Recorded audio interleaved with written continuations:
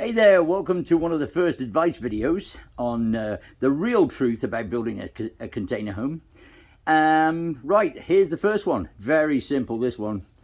You see this stuff behind me? Yes, land. If you don't own yours, don't put a container on it. Don't build a container home on it. People change their minds, okay? I built mine. I was in the process of building all mine, decks, piers, beams, cranes, all sorts of stuff that I had this grand worldly plan, and a man agreed to all this, but at the time I didn't own this. So yeah, big mistake. If it's your dad, your brother, your uncle, anybody that owns the land says, yeah, sure, build one of those, yeah, easy. Don't. Get them to sign you over a piece of land, or buy the acre of land off them you're going to need. Yeah, and buy an acre, because you're going to need an acre. You could build on a half an acre, you could build on a quarter of an acre, but you're going to have very close neighbours if you do that. So look for an acre of land. I didn't do that, and I made a bad mistake, because 6 months into the building process of this thing, they changed their mind. Yeah, that's not a good thing to go through. It's very stressful. It actually led to a set of circumstances which helped me immensely, which is weird, isn't it? You know, it was just very strange the way it all happened. But the first piece of advice, unless you own the land, don't bother building a container home on it, okay? Also, oh, itchy scratchy. Also, the other thing is I check with my local authority, and I don't call them, right? Go down to the planning office and ask some questions. Go meet the guys in the planning office of your local authority, all right? And find out whether container homes are acceptable, all right? Don't waste your time, because if they're not, and you think, I'm gonna do this anyway, you'll just have a fight on your hands. And there's no point fighting. We wanna, you know, sorry, bug. We wanna get this done in a successful way, and the fastest way is to go and communicate, go see the ladies or the gentlemen in the planning office, make friends with them. And it doesn't take anything. You're not taking them bunches of flowers. That's their job, to tell you exactly what the planning laws are and everything else. And they'll be very helpful, because you are going to need some permission to do this, you know, unless you're building it in the middle of nowhere. Yeah, and if you build it in the middle of nowhere, back in a ranch somewhere, well, yeah, you know, nobody's ever going to see it. Great. You know, that's up to you whether you do that. But if you're going to plan it as a home and use it as a home, or even a successful rental, because if you think people aren't watching, they are. You're gonna need to do this. So unless you own some of this, right, this stuff here, right, the green stuff, don't bother.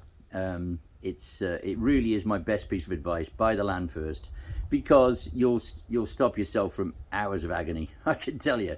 And so that's the first thing. Buy your land. If somebody else has the land and they say you can have it, great, get them to sign it over to you. Put a fence up and make it yours. Don't just build it somewhere where it's, you know, oh, he says it's okay. No, it's not. That leads you to another thing, that if you're going to do that, you need to use 20-foot containers, not 40s. Very simple, because the logistics of moving 40s is a pain. They're big and awkward.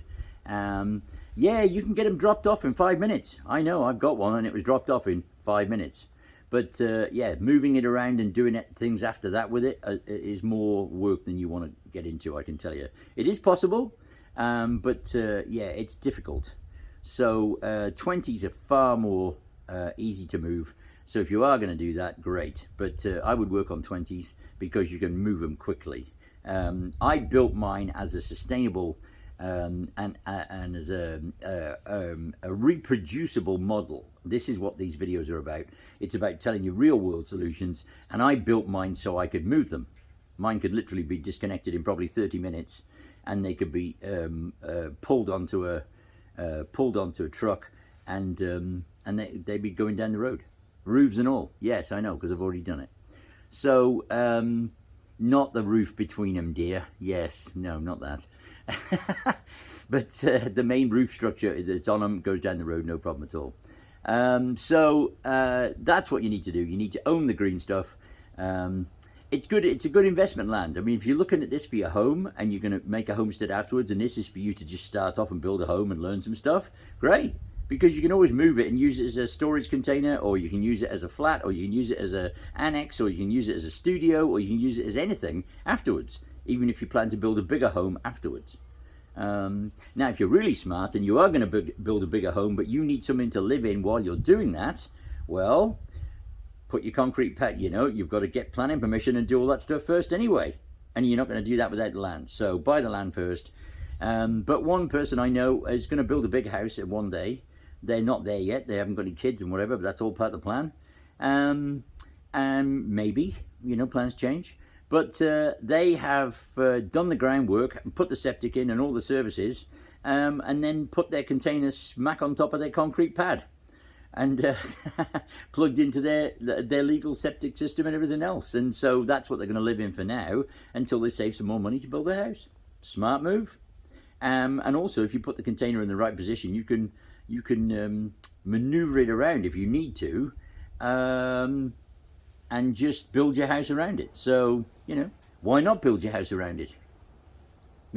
So there are lots of different design solutions, but unless you own the land, don't bother. It's a very, very important thing, this. And go and see your local authority and make friends with the people. Go see them. You have to communicate if you're going to do this successfully. Communication is everything these days. We live in a society, unfortunately, that is devoid of some good communication these days. So people in the offices may seem a bit off. They may seem a bit, a bit too officey, a bit too official. But they're not. They're just real people like you, and they're just doing a job. So you have to go and introduce yourself and say, hey, I need your help. And they're there to help you. They're public servants. So they're there to help you. So just go and be nice and say, hey, I need your help. I'm planning on doing this, and I just need a bit of help, and they'll say, yes, sir. Or yes, ma'am. What can we help you with? Well, I'm thinking of building a container home, and I want to know whether that's allowed within the county or within the city or whatever it is. So just go talk to them, all right? But unless you own the land, don't bother. We can talk about real world solutions. If you are in a city, that's a very different thing too. You really have got a job on there. So, everything's possible. You've just got to talk to the right people, and the people to start with are the planning authority. Not before you buy your land. Buy your land anyway. They're not making any more, So you just buy that anyway. But and then you've got multiple choices. You've got a lot more choices once you buy the land. All right. So do that first. That's my first piece of advice. Don't do it on something where, oh yeah, you can use that. Don't do that. Big mistake. Mistake to avoid number one. Okay? Buy your land. Okay, I hope this helps. See you soon. Bye.